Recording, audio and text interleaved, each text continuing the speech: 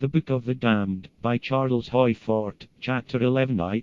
In 1838, Mr. Abelard B. Tomlinson, owner of the Great Mound at Grave Creek, West Virginia, excavated the mound. He said that, in the presence of witnesses, he had found a small, flat, oval stone, or disc, upon which were engraved alphabetic characters. Colonel Whittlesey, an expert in these matters, says that the stone is now universally regarded by archaeologists as a fraud.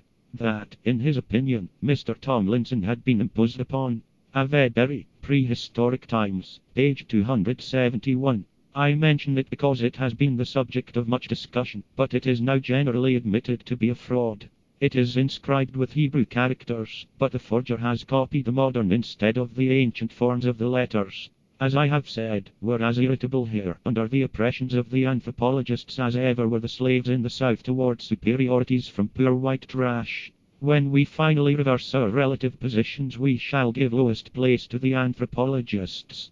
A Dr. Gray does at least look at a fish before he conceives of a miraculous origin for it. We shall have to submerge Lord Avebury far below him, if we accept that the stone from Grave Creek is generally regarded as a fraud by eminent authorities who did not know it from some other object, or, in general, that so decided an opinion must be the product of either deliberate disregard or ignorance or fatigue. The stone belongs to a class of phenomena that is repulsive to the system.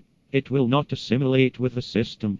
Let such an object be heard of by such a systematist as Avebury, and the mere mention of it is as nearly certainly the stimulus to a conventional reaction as is a charged body to an electroscope or a glass of beer to a prohibitionist. It is of the ideals of science to know one object from another before expressing an opinion upon a thing, but that is not the spirit of universal mechanics. A thing, it is attractive or repulsive. Its conventional reaction follows. Because it is not the stone from Grave Creek that is in Hebrew characters, either ancient nor modern. It is a stone from Newark, Ohio, of which a story is told that a forger made this mistake of using modern instead of ancient Hebrew characters. We shall see that the inscription upon the Grave Creek stone is not in Hebrew, or all things are presumed to be innocent, but supposed to be guilty, unless they assimilate. Colonel Whittlesey, Western Reserve Historical Tracts, number 33, says that the Grave Creek stone was considered a fraud by Wilson, Squires, and Davis. Then he comes to the Congress of Archaeologists at Nancy, France, 1875. It is hard for Colonel Whittlesey to admit that, at this meeting, which sounds important, the stone was endorsed. He reminds us of Mr. Simmons, and the man who considered that he saw something.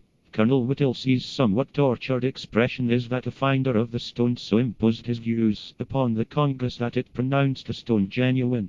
Also, the stone was examined by Schoolcraft. He gave his opinion for genuineness. Or there's only one process, and seesaw is one of its aspects. 3 or 4 fat experts on the side against us. We find 4 or 5 plump ones on our side. Or all that we call logic and reasoning ends up as sheer preponderance of word up.